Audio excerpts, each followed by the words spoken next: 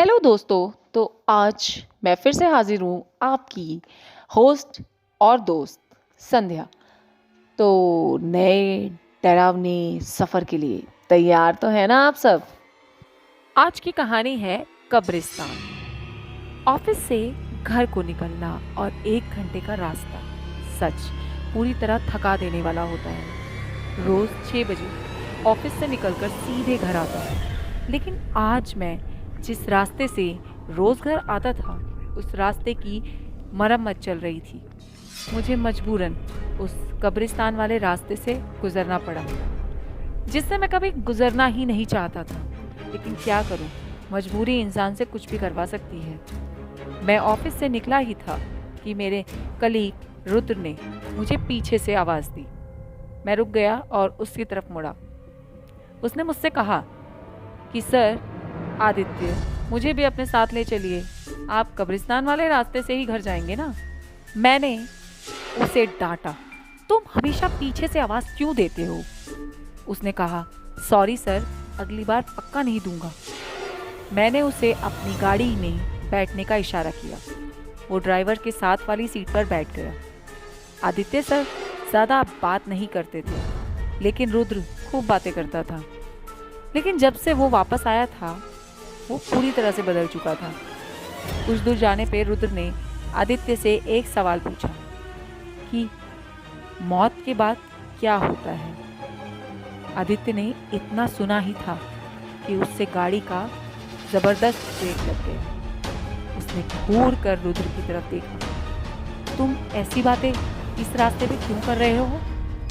रुद्र कुछ नहीं बोला, बस चलने का इशारा करने लगा। आदित्य ने गाड़ी चला दी। सब कुछ पूरी तरह से शांत।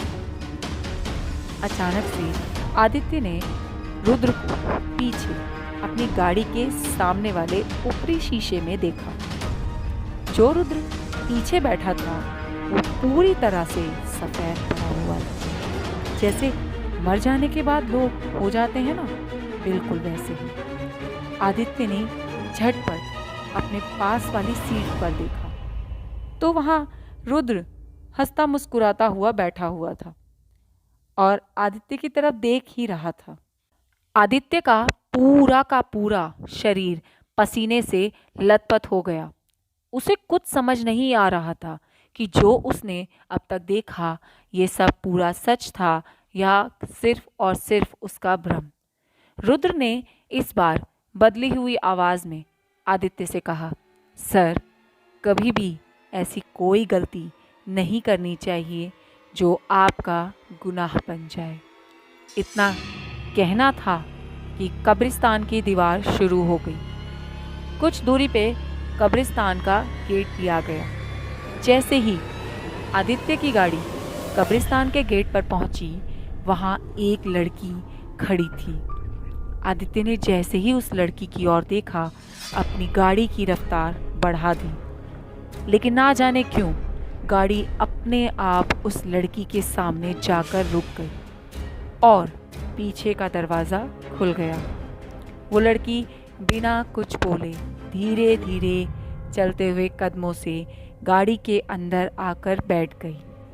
रुद्र और उस लड़की का चेहरा पूरी तरह से बदल चुका था। वो पूरे सफ़ेद पड़ गए थे और गाड़ी अपने आप चल पड़ी।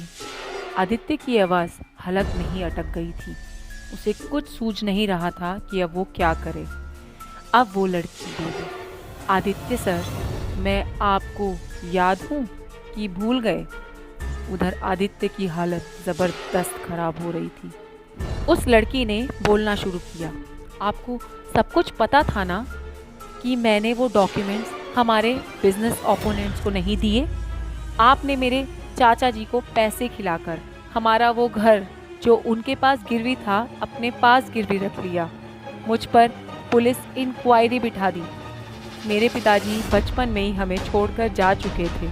ये सब मेरी माँ बर्दाश्त नहीं कर पाई और हार्ट अटैक से मर गई। इतनी बड़ी दुनिया में मेरा रुद्र के सिवा कोई नहीं था। उसको भी आपने ऑफिस की छत से नीचे फेंकवा दिया और एक्सीडेंट का नाम दे दिया। ये सब कुछ सिर्फ इसलिए कि मैं आपसे नहीं रुद्र से प्यार करती थी। रुद्र, इन्हें भी अब जीने का कोई हक नहीं। बस इतना ही, मुझे सिर्फ इतना ही कहना था। अब ये तुम्हारे हाथ में है कि तुम इन्हें क्या सजा दो। अगले ही लम्हे आदित्य की गर्दन रुद्र के हाथ में थी। Thank you friends. अगर आपको मेरी ये कहानी, मेरा ये एफर्ट पसंद आए तो प्लीज़ प्लीज़ प्लीज़ मुझे लाइक, शेयर और कमेंट ज़रूर करें। सब्सक्राइब भी करते रहें।